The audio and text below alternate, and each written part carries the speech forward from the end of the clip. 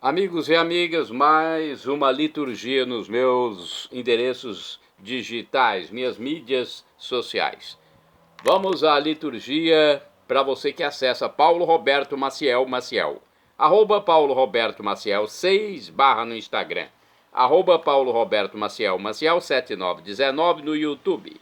Neste vídeo, a liturgia referente ao dia 24 de julho de 2026, sexta-feira, 11ª semana do Tempo Comum, ano litúrgico A. A cor dos paramentos litúrgicos é verde, no rito temos a missa escolha. Pode ser uma homenagem, atenção, presidente da celebração, a São Charbel Macluf, presbítero, memória facultativa, cor branca nesse caso. Eu estou aqui com um lenço verde porque é como se fosse a missa comum, é uma simbolização. Vamos à primeira leitura do livro do profeta Jeremias, capítulo 3, versículos do 14 ao 17. Convertei-vos, filhos, que vos tendes afastado de mim, diz o Senhor, pois eu sou o vosso Senhor. Vou tomar-vos, um de uma cidade, dois de uma família, e vos reconduzirei a Sião. Eu vos darei pastores segundo o meu coração, que vos apacentarão com clarividência e sabedoria. Quando vos tiverdes multiplicado e crescerdes na terra, naqueles dias, diz o Senhor, não se falará mais da arca da aliança do Senhor, ela não virá à memória de ninguém, não se lembrarão dela, não a procurarão nem fabricarão outra. Naquele tempo chamarão Jerusalém trono do Senhor, em torno dela se reunirão em nome do Senhor todos os povos. Eles não se deixarão mais levar pelas inclinações de um coração mau.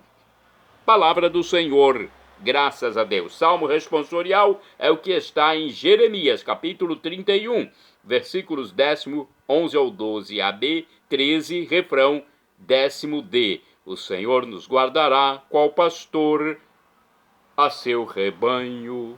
Repitamos: o Senhor nos guardará, qual pastor a seu rebanho. Ouvi, nações, a palavra do Senhor e anunciai-a nas ilhas mais distantes. Quem dispersou Israel vai congregá-lo e o guardará, qual pastor a seu rebanho. O Senhor nos guardará, qual pastor a seu rebanho. Pois, na verdade, o Senhor remiu Jacó e o libertou do poder do prepotente. Voltarão para o monte de Sião, entre brados e cantos de alegria, afluirão para as bênçãos do Senhor. O Senhor nos guardará, qual pastor a seu rebanho. Então a virgem dançará alegremente, também o jovem e o velho exultarão. Mudarei em alegria o seu luto, serei consolo e conforto após a guerra. O Senhor nos guardará, qual pastor a seu rebanho. Repitamos: o Senhor nos guardará, qual pastor a seu rebanho. Agora vamos ao Evangelho escrito por São Mateus, capítulo 13, versículos do 18 ao 23. Primeiro vamos aclamá-lo e depois proclamá-lo. Aleluia, aleluia, aleluia, aleluia. Felizes os que observam a palavra do Senhor de reto coração e que produzem muitos frutos até o fim, perseverantes. Aleluia, aleluia, aleluia, aleluia. O Senhor esteja convosco. Ele está no meio de nós. Proclamação do Evangelho de Jesus Cristo, segundo São Mateus. Glória a vós, Senhor. Pelo sinal da Santa Cruz, purificai, Senhor, minha mente, meus lábios e meu coração, para acolher vossa palavra e que ela produza bons frutos na minha vida. Naquele tempo disse Jesus aos seus discípulos: ouvi a parábola do semeador. Todo aquele que ouve a palavra do reino e não a compreende, vem o maligno e rouba o que foi semeado em seu coração. Este é o que foi semeado à beira do caminho. A semente que caiu em terreno pedregoso é aquele que ouve a palavra e logo a recebe com alegria, mas ele não tem raiz em si mesmo, é de momento. Quando chega o sofrimento e a perseguição por causa da palavra, ele desiste logo. A semente que caiu no meio dos espinhos é aquele que ouve a palavra, mas as preocupações do mundo e a ilusão da riqueza sufocam a palavra, e ele não dá fruto. A semente que caiu em boa terra é aquele que ouve a palavra e a compreende. Esse produz fruto. Um dá 100, outro 60 e outro 30. Palavra da salvação, glória a vós, Senhor. Vamos à hermenêutica, vamos saber a interpretação dos textos. A palavra foi semeada em abundância e caiu em vários lugares diferentes, na beira do caminho, no meio das pedras e dos espinhos, e em terra boa. Podemos nos deixar levar apenas pela emoção passageira e ficamos fechados em nós mesmos.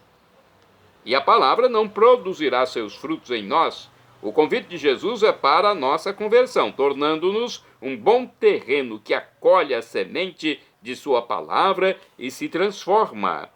O Evangelho é anunciado a todos, mas nem todos o acolhem, e entre os que o acolhem, nem todos o fazem da mesma forma, do mesmo modo. Nossa aceitação e nosso empenho podem ser maiores ou menores. O importante é que procuremos viver correspondendo da melhor maneira possível à graça que Deus concede a cada um conforme a sua livre vontade.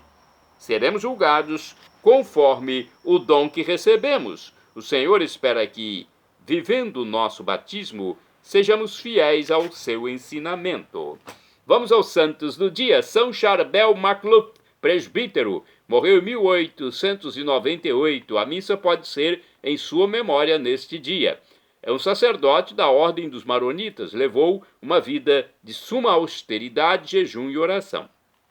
De acordo com o site da comunidade católica Canção Nova, Charbel era sacerdote da Ordem Maronita Libanesa que, em busca de uma vida de solidão austera e uma perfeição superior, retirou-se do mosteiro de Anaia, no Líbano, para uma ermida, onde serviu a Deus dia e noite em suprema sobriedade de vida, com jejuns e orações. Sua fama está ligada aos numerosos milagres atribuídos a ele após sua morte. Youssef Anton MacLuth, seu nome de registro, nasceu na aldeia de Beca Cafra, Líbano, em 1828, provavelmente 8 de maio, numa família de camponeses. Ele morava com os seus 4 irmãos em uma aldeia. Olha só, morava com os 4 irmãos numa aldeia. Sua família, então, era formada por ele e os 4 irmãos. Na infância, praticamente ele viveu pouco, né? As brincadeiras de infância. Seu pai morreu quando ele tinha apenas 3 anos, e sua mãe se casou novamente com um homem piedoso que se tornou padre, segundo o costume da Igreja Oriental. Teve que ajudar a família como pastor aos 10 anos, porém passava todo o tempo livre rezando numa caverna. Um destino, gente, para criança, hein? Olha só, um destino de peregrinações, hoje chamada a Gruta do Santo. Então essa caverna onde esse menino, né, passava rezando, é um destino de peregrinações. Numa noite, atenção, porque nós vamos falar um pouco mais sobre Charbel, já que a missa neste dia pode ser em sua homenagem. Numa noite, ele ouviu a voz do Senhor Jesus chamá-lo. Era 1851, ele tinha 23 anos. Em poucos meses, tornou-se monge da Ordem Maronita Libanesa e mudou seu nome para Charbel, que em siríaco significa a história de Deus. Estudou teologia e cuidou dos pobres e doentes em obediência às missões que lhe foram confiadas, incluindo o trabalho de campo. Em 1875, Frei Charbel foi viver de acordo com a regra dos eremitas da Ordem Maronita, que previa monges divididos em pequenas comunidades de até 3. Foi como um segundo nascimento. Pôde trabalhar, rezar, observar penitências, jejuar e silenciar-se. Vivia numa cela pobre, da qual saía apenas para celebrar a missa ou quando lhe ordenavam. Foi no Natal, durante a missa, que sentiu-se mal no momento da elevação. Depois de uma agonia de 8 dias, em que os outros monges o ouviam rezar e na qual ele continuava a observar a regra, recusando, por exemplo, alimentos mais nutritivos, aconteceu o falecimento em 1898. Maravilhas começaram a acontecer. Muitos monges viram o túmulo de Frei Charbel iluminado por luzes não naturais durante a noite. Um dia o túmulo foi aberto e seu corpo encontrado intacto com a temperatura corporal de um ser vivo. E isso aconteceu mais 2 vezes quando foi aberto novamente, porque o corpo exalava uma mistura de sangue e água. No último reconhecimento, em 1950, seu rosto foi impresso num pano e muitas curas instantâneas ocorreram entre os presentes. Foi o Papa São Paulo VI quem o beatificou e depois o canonizou. Assim o recorda Paulo VI. Ele pode fazer-nos compreender num mundo fascinado pelo conforto e pela riqueza, o grande valor da pobreza, da penitência, da ascese, para libertar a alma na sua ascensão a Deus. São Faustino, não, é São Fantino. São Fantino, não é Faustino, São Fantino. É do dia 24 de julho. É São Fantino o Velho. Morreu no século IV. Cognominado de o Taumaturgo, aquele que intercede por milagres, operou numerosos prodígios em Tauriana, na Itália. Santa Eufrásia é do dia 24 de julho. Foi virgem e morreu no século V, procedendo de uma família nobre, senatorial. Retirou-se para levar vida eremítica no deserto da Tebaida, no Egito. Santos Bori e Gleb são do dia 24 de julho. Foram mártires, morreram em 1015. Foram filhos de São Vladimir, grão-príncipe de Kiev, e preferiram a morte a se oporem pela força ao seu irmão Sviatopolk.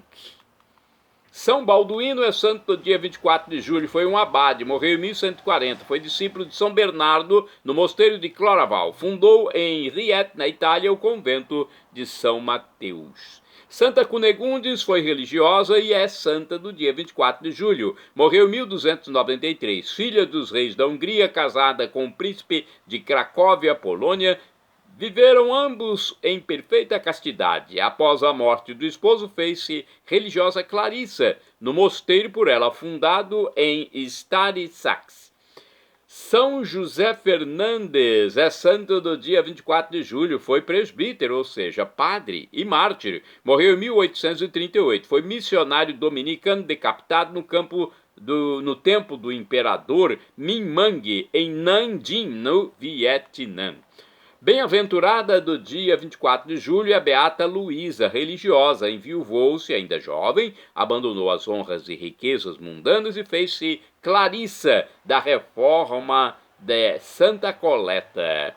Bem-aventurada do dia 24 de julho é a Beata Maria Mercedes Prat, foi virgem e mártir, morreu em 1936. Gente, essa Beata Maria Mercedes Prat foi fuzilada durante a Guerra Civil Espanhola por sua condição religiosa. Santa Cristina é do dia 24 de julho, foi uma mártir do século IV, de acordo com o site A12.com da rede de televisão Século XXI.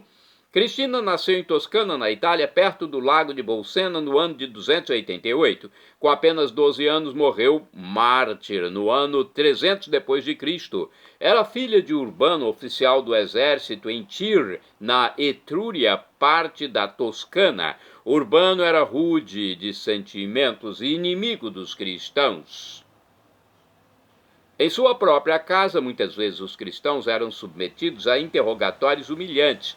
Diante de tais cenas, Cristina se perguntava qual o motivo da serenidade e alegria dos cristãos que ela já começava a admirar e venerar. A resposta lhe veio por uma escrava cristã que a preparou para o batismo. Urbano desconfiava que a filha se interessasse pela comunidade cristã. Deu-lhe ordem de prestar culto a ídolos, queimando incenso. A menina negou-se a isso.